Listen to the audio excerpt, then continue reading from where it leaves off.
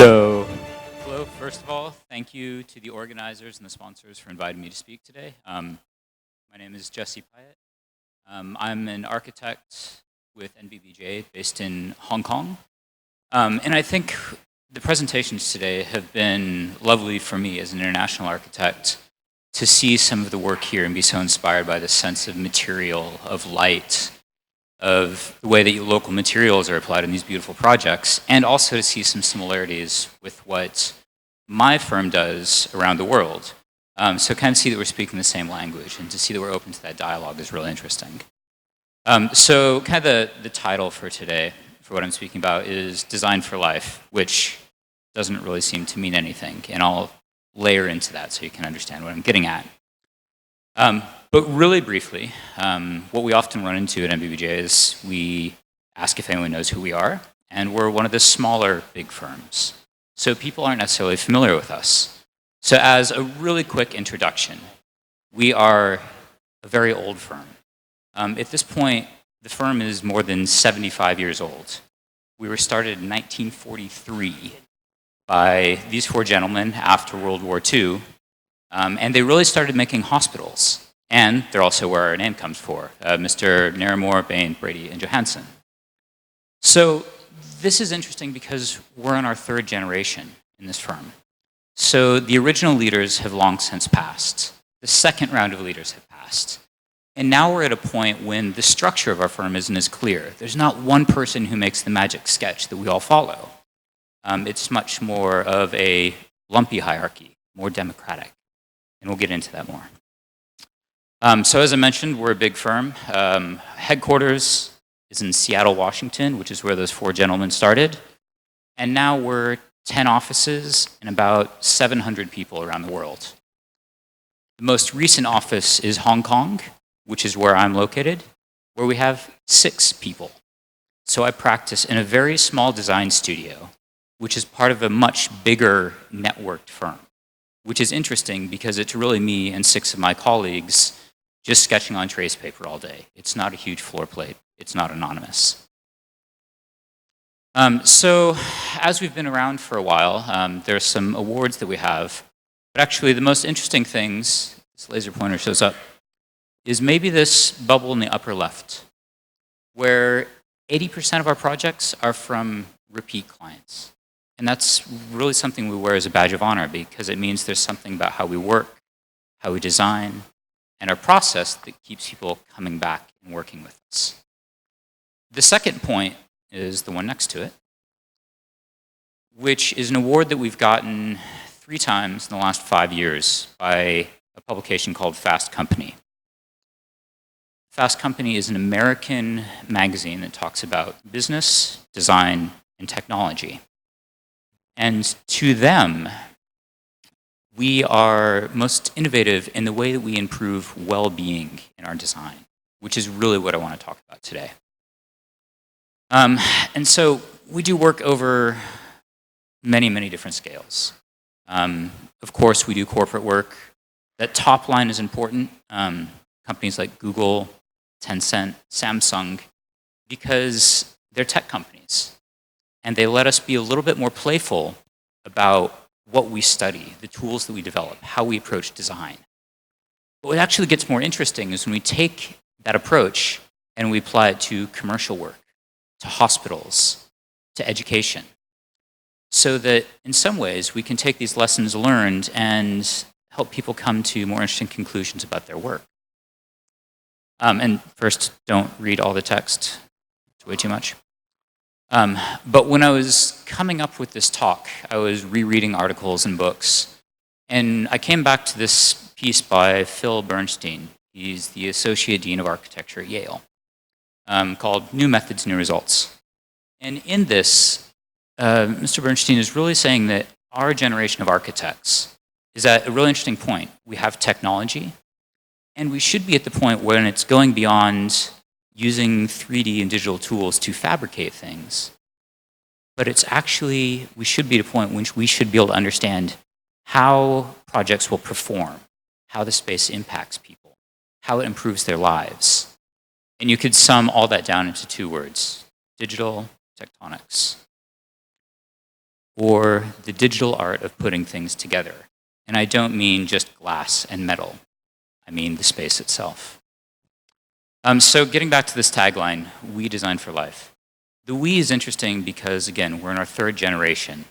And in our firm, although we're big, we really do believe that the best idea can come from anywhere. It could be the senior designer in office. It could be an intern. It could be in a coordination meeting with a structural engineer. And so we design in that way, and as a result, all of our projects look really different. The last word, life, is really this idea that because of these digital tools, we want to better understand how space impacts human experience. And this is something that was talked about in nearly every presentation today. Light, movement, community, these are all critical. So in comes this gentleman. This is Dr. John Medina. He's a neuroscientist. He's a professor at University of Washington, and he's a research fellow with my company. So we work with Dr. Medina to really understand scientifically how space impacts your brain. Not just that it's nice to look out a window and see a tree, but it actually changes the way the neurons in your brain fire. You're smarter. And he helped us come up with kind of like 5 tenets. And everyone presenting today talked about these.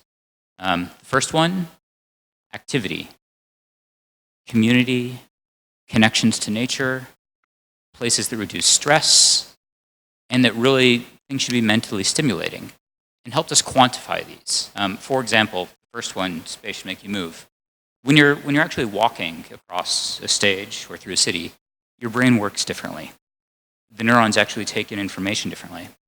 So if you have an architectural space where instead of having a meeting where you all sit down around a table, if you actually gather your colleagues and go for a walk, you'll actually come to different conclusions. Your brain will actually work differently.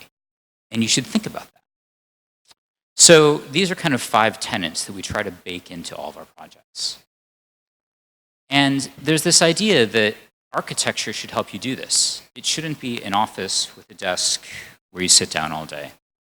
But actually, across a day, you should be able to use a space, a piece of architecture in many different ways. Some active, some passive, some for work, some for collaborating.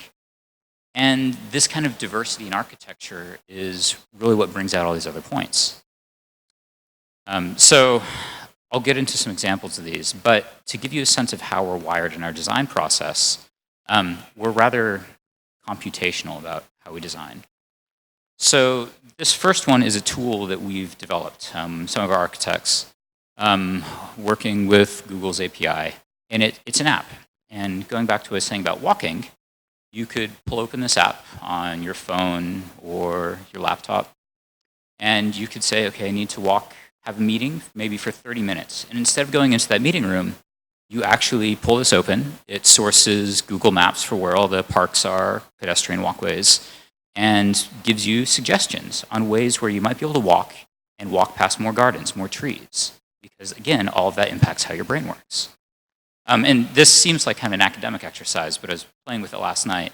And because it sources from Google Maps, I could pull it open in Ho Chi Minh and look at what the walk would be around Saigon Center, where I'm currently staying. So it's also scalable and deployable around the world. Another example, again, some of our more computational architects, is taking these same ideas and developing something that we actually put into some of our offices where we've developed a sensor that collects information on sound, temperature, light, and motion, and then ports to a phone where someone could actually open this and look at a floor plate and understand what areas are louder and see those, what areas are brighter, and even what areas have more people walking around.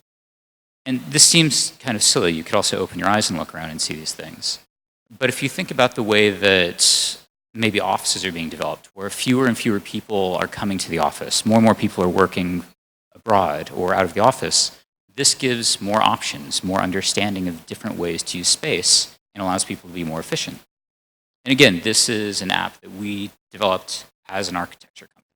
So there should be something about the way that you can leverage digital technology. Finally, this kind of becomes architectural. So on top of this, there are tools impacting design process, where we can develop a floor plate and test it.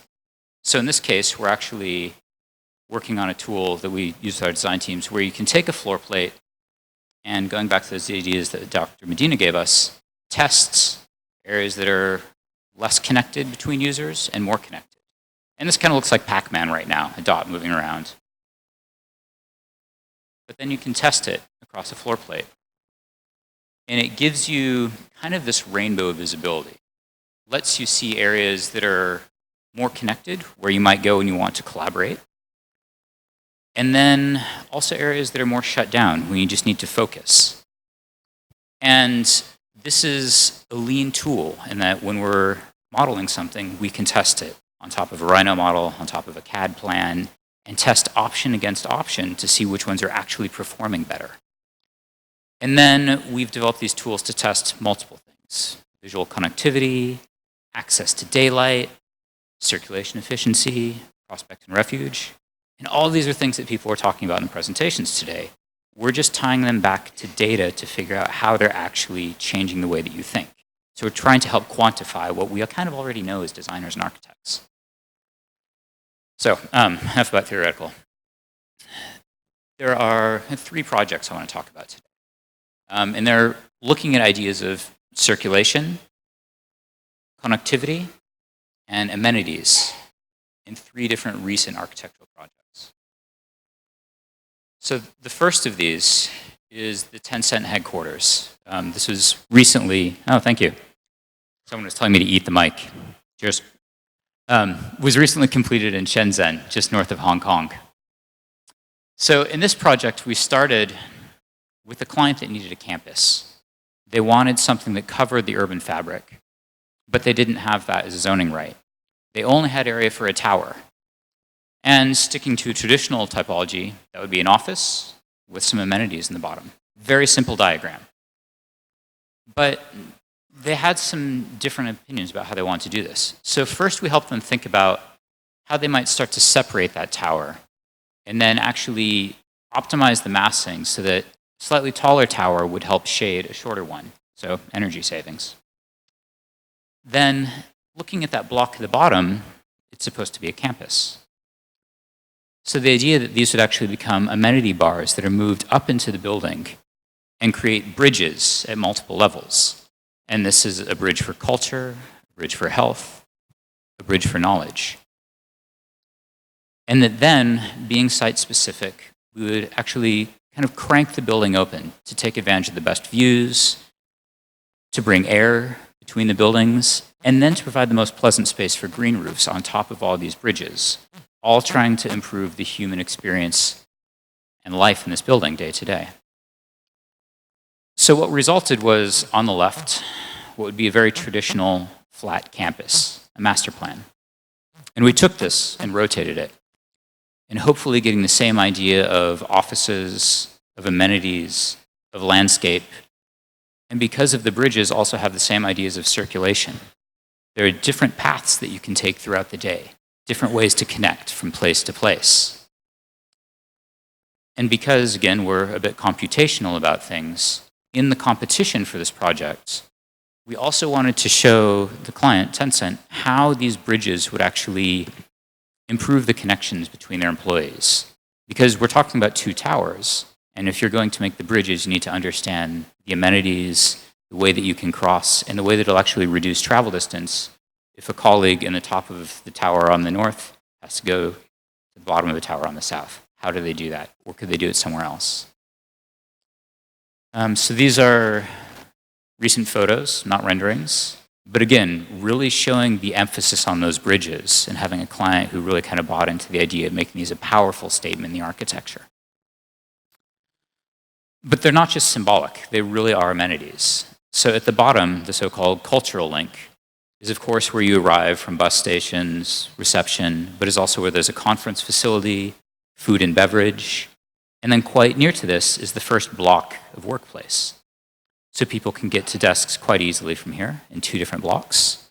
And then if they need a break in their day, they move up to the more active health link in the middle, So here, because it is a rather large space, we had space for a full height climbing wall, a fully indoor basketball court, and then, going back to connectivity, a running track that actually interlaces between the towers. Then, just on top of this, and as you get to the next block of offices, and on top of all of the bridges, are again green roofs. So if you just want to get out and walk past plants, you can do that. Or if you don't feel like being outside, at the upper link, we provide that same opportunity with internal gardens. And here is where there are also meeting rooms, libraries, and again, kind of the head of the project, if you will. So here's a bit of a fly-through, just showing how it's really come together. But you'll see those links, the culture at the bottom, health, connecting in the middle so you can always get that break from your desk. And then at the top, this knowledge link where you put meeting rooms. And then earlier I was mentioning that the towers are optimized so that you get these green roofs in the middle where air is coming through, but also that the taller tower is shading the shorter one, reducing solar gain. And that the facade that we've developed is then also positioned in such a way to be self-shading. The thicker elements block the harshest sun. So again, enhancing the performance of the architecture. So it's not just a facade for the sake of a facade, it's performative, which is what we try to do in all of our projects.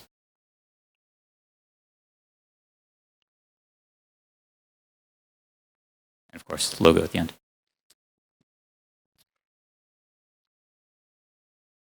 So that's the first, again, about networking, about a vertical campus. The second project I want to show is a similar kind of client on the other side of the world. This is the Samsung North America headquarters. So this is in San Jose in California. And here, similarly, we had a client who wanted to first talk about a campus, which if you visited San Jose or most of America, means buildings stretched out that you drive through from one building to the next. And we took a similar approach here. We actually wanted them to think about stacking, to bring all of their people together into one project, one area. But what they had from a zoning perspective was pretty straightforward. 2 small towers and a lot of parking, because it's America and everyone drives a car. So our proposal was that actually if they pushed back a little bit, they could find a better way to do the project. They could connect the towers, move the parking to the side, and then centralize things a bit more. Stack the parking further so that you free up that landscape, and then reshape the way that the towers work so it really feels like one architecture, which frees you up to actually cover things in kind of a blanket, if you will, of landscape. But that shouldn't just be at the bottom. It should also be at every 2 or 3 floors of the building. So again, you could always be at your desk and get away and be able to get out to greenery. So when this came together, there was 1 tower at the top, a 2nd tower at the bottom, and each of these were linked by atrium, number 3, which made it so there is always a way to get to amenities from your desk quite easily. So again, each office area always has quick access to the centralized space. But one thing that we heard along the way from the client was that if their employees were on different floors, they might as well be in a different country.